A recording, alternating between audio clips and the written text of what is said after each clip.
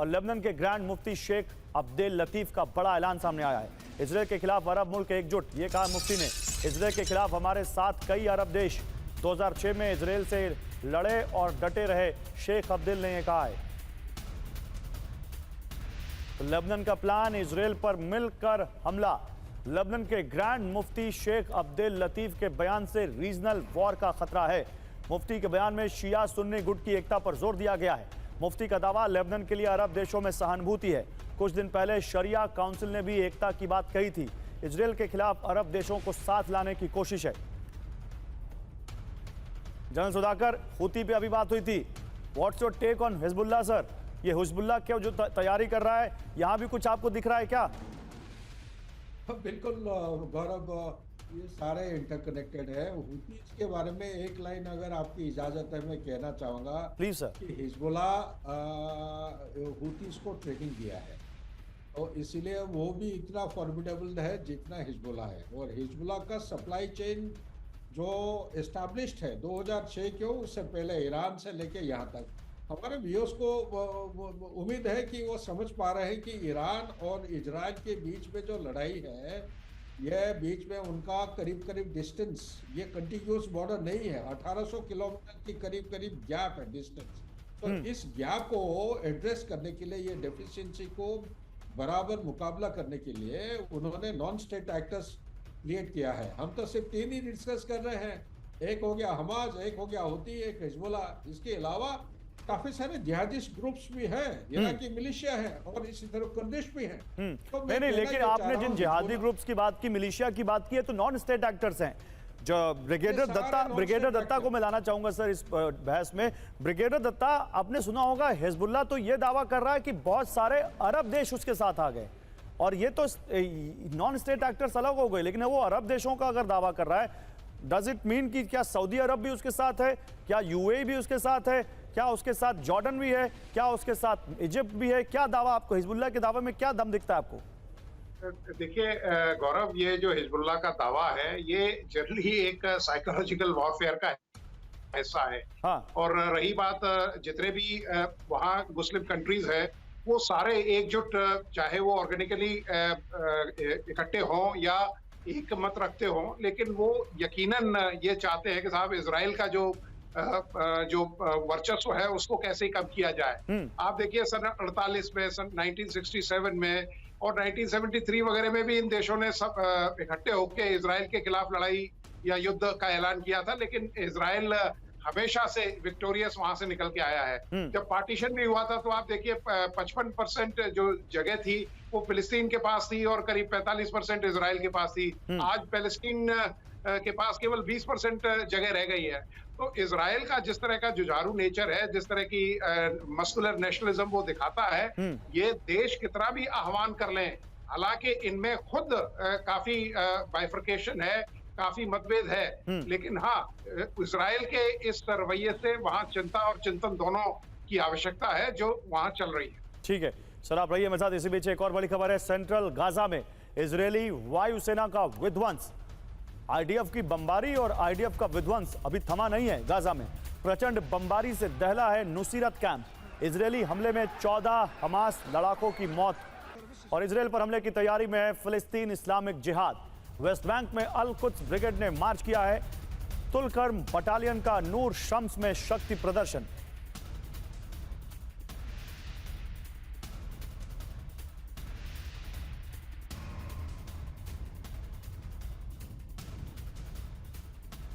तो 2 तस्वीरें आपको दिखाते हैं। एक तरफ इजराइल का विध्वंस सेंट्रल गाजा में, प्रचंड बमबारी से नुसीरत कैंप दहल गया, 14 हमास लड़ाकों की मौत की खबर। तो दूसरी तरफ जो अल कुद्स ब्रिगेड है उसने मार्च किया है वेस्ट बैंक में, और हमले की तैयारी में है फिलिस्तीन इस्लामिक जिहाद नाम का एक संगठन। और हिजबुल्लाह हमास से युद्ध के बीच इजराइल में टेंशन दिख रही है। नेतन्याहू और रक्षा मंत्री योआव गैलेंट के बीच टेंशन दिख रही है। हॉस्टेज डील, लेबनान से युद्ध पर अनबन की खबरें हैं रक्षा मंत्री और पीएम के बीच में। गैलेंट को नेतन्याहू ने कहा, आप पीएम नहीं हैं। मोसाद शिन बेट के साथ बैठक के दौरान बहस हुई है रक्षा मंत्री गैलेंट और पीएम नेतन्याहू के बीच, रिपोर्ट्स कह रही हैं। तो ऑल इज नॉट वेल। पहले वॉर कैबिनेट खत्म की गई इजराइल में और अब उसके बाद रक्षा मंत्री और प्रधानमंत्री के बीच इस तरह से सार्वजनिक मंच पर बहस। नेतन्याहू और गैलेंट में टेंशन। इजराइल के पीएम और रक्षा मंत्री में अनबन की खबरें। मोसाद और शीन बेट चीफ के साथ मीटिंग के दौरान यह बहस। युवाओं गैलेंट की मीटिंग लीड करने पर भड़के नेतन्याहू। गैलेंट को नेतन्याहू ने कहा आप पीएम नहीं हैं। गैलेंट को नेतन्याहू के आदेश मानने से दिक्कत है, ये रिपोर्ट कह रही है। सोर्स है टाइम्स ऑफ इजराइल और चैनल 12। ये क्या चल रहा है सर इजराइल में? एम्बेसडर वोरा, क्या समझ में आ रहा है? इजराइल में भी अब वॉर के बीच एक वॉर, पॉलिटिकल वॉर और एक कह सकते हैं कि बीच में आपस में ही वॉर शुरू हो गई नेताओं में। ये आपने बहुत अच्छा सवाल पूछा, very perceptive, I congratulate you sir. आपने भी शुरू में बताया था कि नेतन्याहू के अगेंस्ट डेमोन्स्ट्रेशन शुरू हो गई हैं। वो डेमोन्स्ट्रेशंस ये नहीं है कि तू हमास से क्यों लड़ रहा है, वो उसके मेथड से डिसएग्री करते हैं, उसके ऑब्जेक्टिव से नहीं। तो उसकी जो गैलेंट साहब के साथ भी थोड़ी बहुत अनबन हुई है।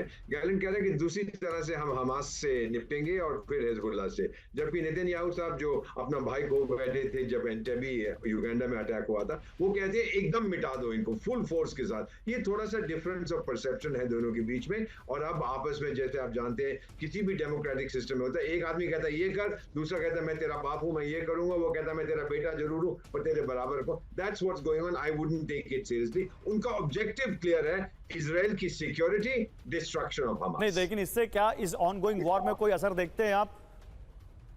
नहीं, इस पे कोई नहीं होगा सर।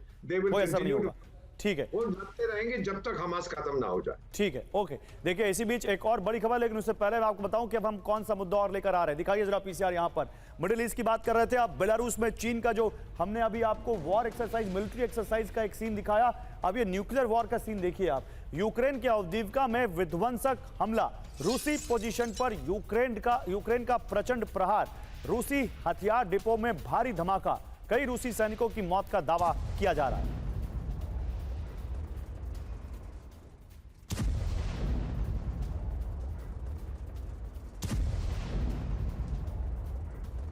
और रूस के दागिस्तान में विध्वंस, ड्रोन अटैक की खबर आ रही है। बिजली फैसिलिटी को, इलेक्ट्रिसिटी फैसिलिटी को टारगेट किया गया है।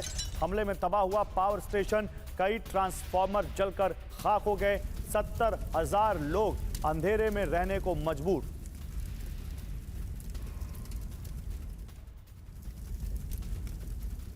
और रूस के क्रास्नोडार में यूक्रेन का हमला, ऑयल डिपो पर किया ड्रोन अटैक। हमले से कई जगहों पर लगी भीषण आग।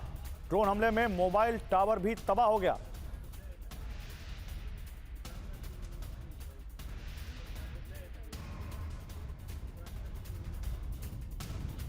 और रूस के क्रास्नोदार में बड़ा ड्रोन अटैक। रूस के 2 ऑयल डिपो पर घातक हमला। ड्रोन हमले से ऑयल डिपो में भारी तबाही हुई है। आग की लपटों में घिरा है रूसी ऑयल प्लांट।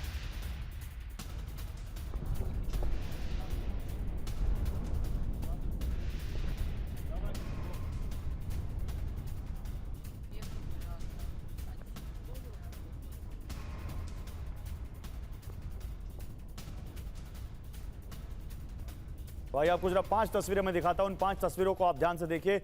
ये आप क्रास्नोदार में जो हमला हुआ है, यूक्रेन का जो ड्रोन अटैक है, 2 ऑयल फैसिलिटी में जो आग लग गई है और हजारों लोग वहां पर इस वक्त अंधेरे में रहने को मजबूर हैं। हमने दागिस्तान में आपको दिखाया कैसे एक इलेक्ट्रिसिटी फैसिलिटी पर यूक्रेन ने अटैक किया है।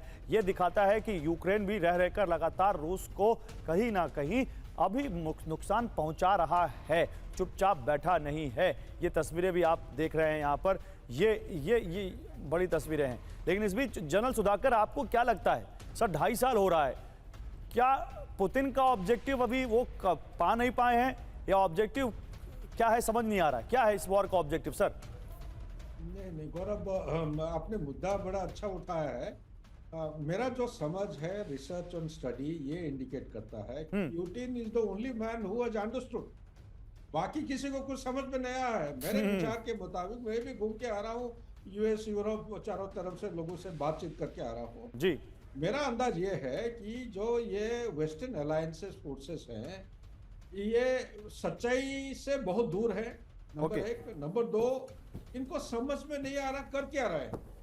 और जो सवाल आप पूछ रहे, सवाल के जवाब में मैं थोड़ा उल्टा जवाब देना। Putin is the only one who has understood what is, he is doing the right thing. Okay, and actually उसका इसीलिए मैं कह रहा हूं, जो अपना सर्वाइवल के ऊपर जो सवाल उठ रहा है, उसका सिर्फ एक ही चीज के ऊपर डिपेंड करता है, वो है जियोपॉलिटिकल कॉस्ट इज प्रोहिबिटिव। अगर ये तो इस सवाल को पलटते हैं sir let's change the question. बिल्कुल किसको क्या समझ में नहीं आ रहा है इस पे बात करेंगे, लेकिन पहले मैं दिखाना चाहता हूं इस बारे में। देखिए एक जानकारी देना चाहता हूं। रूस के प्रचंड हमले, यूक्रेन की तबाही, यूक्रेन युद्ध में रशियन एयर डिफेंस का दम, 550 एयरक्राफ्ट तबाह, 180 हेलीकॉप्टर नष्ट, 27,000 ड्रोन मार गिराए, 42,000 टारगेट तबाह। रशियन रक्षा मंत्रालय का यह दावा है। किसको समझ में नहीं आ रहा एम्बेसडर वोरा, बताइए। समझ आ रहा है जनरल सुधाकर, समझना चाहते नहीं है, फंस गए हैं बुरी तरह से। यूरोप कुछ नहीं करना चाहता था। आपका और मेरा चाचा जो बैठा हुआ है बुढ़न वॉशिंगटन में, वो उनको घसीट के ले आया, नेटो को रिवाइटलाइज किया, नेटो को बोला भाई तुम तो मर जाओगे अगर कोई दुश्मन नहीं है, चलो अब रूस आपका दुश्मन बन गया, उससे लड़ते हैं। लेकिन अब बहुत हद तक यूरोप में लोग ये समझ रहे हैं हम कहाँ फंस गए हैं, हमने क्या गलती की है, हम क्यों अपने चाचा अमेरिका के पीछे दौड़ रहे हैं। लेकिन इतनी बुरी तरह से फंस गए हैं सर कि अब वो उनको मालूम नहीं आगे का रास्ता क्या, और आगे का रास्ता एक ही व्यक्ति जानता है, जैसे जनरल साहब ने कहा, उसका नाम है व्लादिमीर पुतिन, और उसके कल मेहमान होंगे भारत के प्रधानमंत्री। वो शायद, मेरा मानना है, पीएम साहब उससे पूछेंगे कि भाई टाइगर बता तेरे एंड गेम क्या, आगे क्या होने वाला है। शायद उसके पास एंड गेम इस समय उसके सामने है, बड़ा शातिर और टाइगर अभी जिंदा है सर, टाइगर क्या करेगा देखना होगा। लेकिन इसी बीच एक और बड़ी खबर, रूस से जंग में यूक्रेन को भारी नुकसान, रूसी हमलों में यूक्रेनी सेना की तबाही। अब तक यूक्रेन के 550 एयरक्राफ्ट तबाह हो चुके हैं, 42,000 टारगेट पर विध्वंसक हमले हुए हैं। रूसी रक्षा मंत्रालय का बहुत बड़ा ये दावा है, जिस बारे में अभी मैं आपको स्टैटिस्टिक्स बता रहा था, जो आंकड़े आपको दे रहा था। एक बार फिर से वो आंकड़े देता हूं। देखिए रूस के प्रचंड हमले, यूक्रेन की तबाही, यूक्रेन युद्ध में रशियन एयर डिफेंस का दम, 550 एयरक्राफ्ट, बहुत एक एयरक्राफ्ट करोड़ों में होता है, 550 एयरक्राफ्ट तबाह, 180 हेलीकॉप्टर नष्ट, 27,000 ड्रोन मार गिराए, 42,000 टारगेट तबाह किए। ये रशियन रक्षा मंत्रालय ने दावा किया है। तो आप सोचिए यूक्रेन ने इस वॉर में क्या खोया है और क्या पाया है।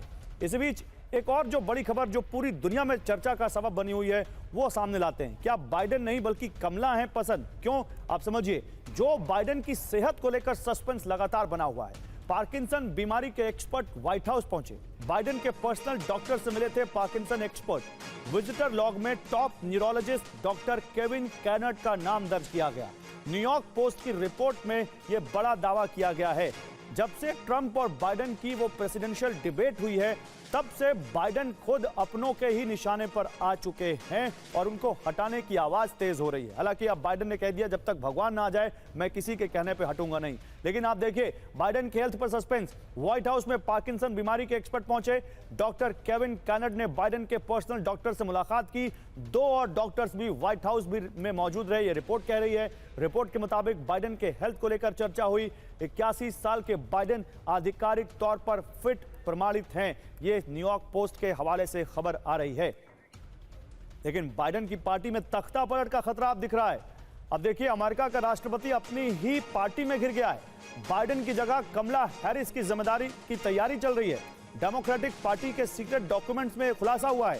केस फॉर कमला दस्तावेज में कैंपेन का पूरा प्लान है। अमेरिका की 2 बड़ी न्यूज एजेंसीज ने यह खुलासा किया है। तो बाइडेन की पार्टी में क्या तख्ता पलट होगा? जो बाइडेन की जगह कमला हैरिस को राष्ट्रपति उम्मीदवार बनाने की तैयारी। डेमोक्रेट पार्टी में बाइडेन को राष्ट्रपति की उम्मीदवारी से हटाने का प्लान है। डेमोक्रेटिक पार्टी में केस फॉर कमला कैंपेन तैयार किया गया है। सीक्रेट दस्तावेज में कमला को उम्मीदवार बनाने का पूरा प्लान है। दस्तावेज में लिखा गया दल से निकलने का एक ही रास्ता, कमला हैरिस। और ये CNN द सन के हवाले से जानकारी है। अब देखते हैं कि क्या यहां पर डेमोक्रेट्स डिसीजन लेते हैं। लेकिन फिलहाल आप लोगों के साथ बात करके बहुत अच्छा लगा। एम्बेसडर वोरा, ब्रिगेडियर दत्ता और जनरल सुधाकर, बहुत मजा आया। Thank you very much. एक छोटे से ब्रेक के लिए रुक रहे हैं, लेकिन खबरें TV9 भारतवर्ष पर लगातार जारी रहेंगी। आप बने रहिए।